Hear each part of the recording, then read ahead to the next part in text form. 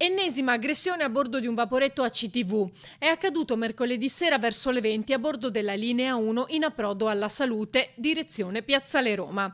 Un marinaio ha chiesto a una passeggera di indossare correttamente la mascherina, ma indispettito l'uomo che era con lei gli ha sferrato un pugno. A quel punto il pilota è uscito dalla plancia in soccorso al marinaio, ma è stato colpito a sua volta. Così un comandante di banchina è intervenuto per togliere l'unità dall'approdo e la coppia, due turisti della Repubblica Ceca, è stata denunciata per interruzione di pubblico servizio e lesioni. Vicinanza ai lavoratori ACTV aggrediti arriva anche dalla capogruppo PD in Consiglio Comunale Monica Sambo.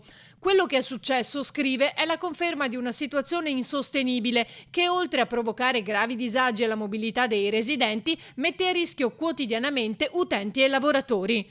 Questa gestione dissennata è completamente irrazionale, continua Sambo. Non può far altro che fomentare la tensione. Il sindaco e l'assessore facciano il loro lavoro e rendano conto di questa situazione deplorevole.